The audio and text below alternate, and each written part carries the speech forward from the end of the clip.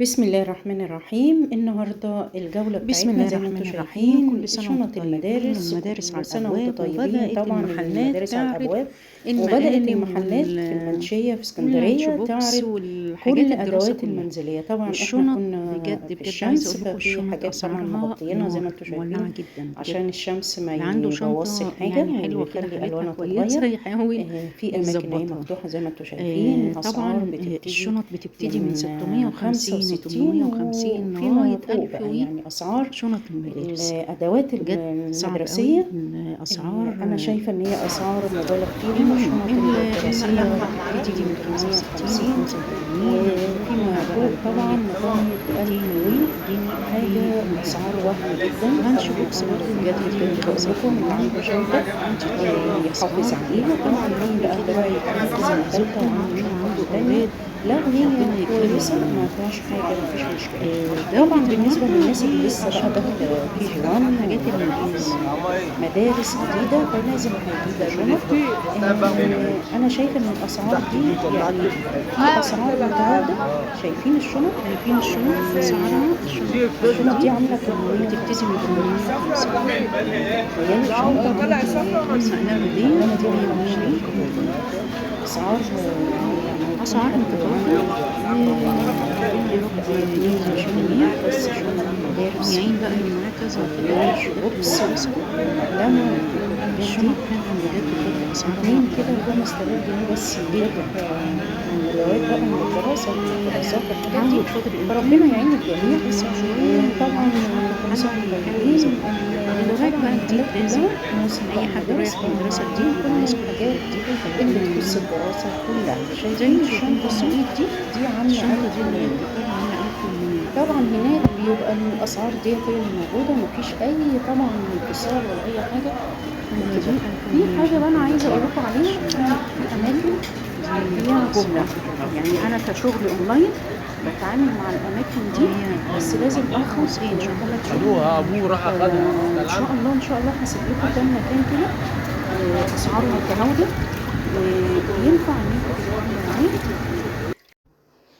يعني أماكن الجملة بتبيع مثلا جملة من 3 شنط، يعني عشان تاخدي 3 شنط تاخديهم بسعر الجملة. فاللي حابب إن هو ياخد ويوفر نجيب من في مصانع وفي مكاتب بتبيع الجملة دي اللي هي جملة من 3 شنط. فمثلا نشوف حتى لو انت عندك طفل، أختك عندها طفل، فاحنا هنجمع كام شنطة وناخدهم بالجملة لو احنا هنحاول نوفر ونقتصد ونجيب حاجة معقولة. طبعا لو مفيش وبيبقى طفل واحد فهنضطر ان احنا نشتري.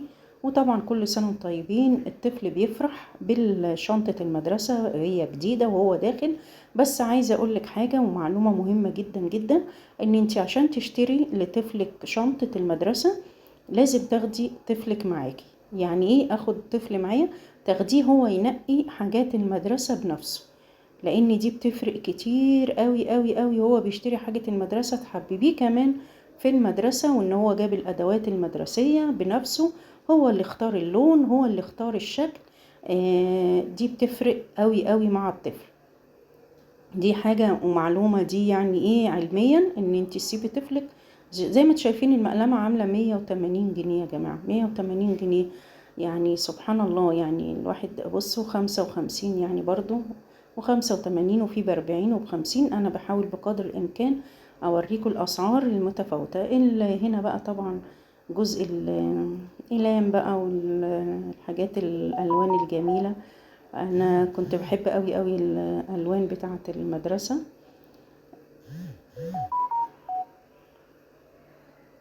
زي ما انتوا شايفين كده. بصوا حاجات كتيره جدا ومتنوعه واشكال كتير وشنط.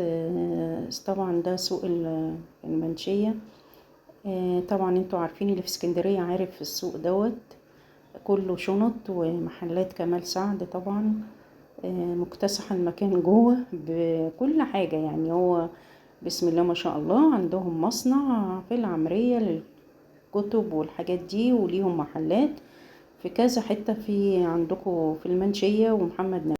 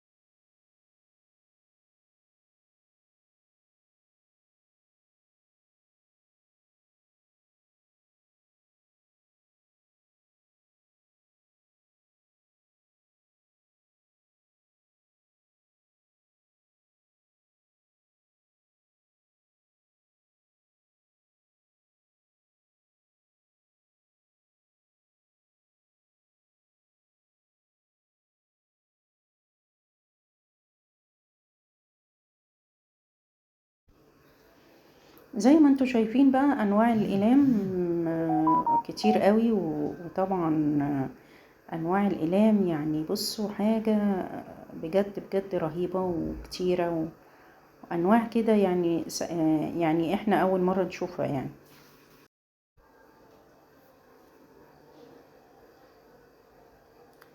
طبعا كل سنة وانتم طيبين، وعام دراسي ان شاء الله يكون خير.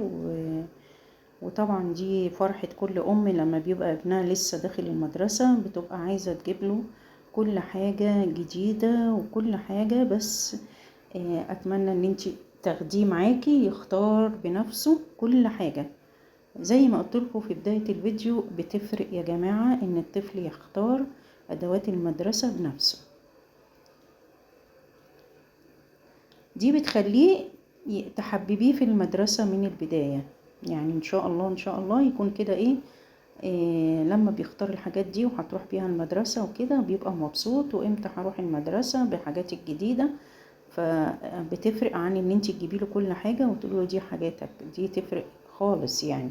سيبيه هو اللي يختار اللون والشكل وحجم الحاجة اللي هو عايزها. ممكن لو مثلا اختار زمزمية مية كبيرة، لا هو صغير هناخد حاجة زي اللي انت عايزه اللون، بس هناخد واحدة صغيرة.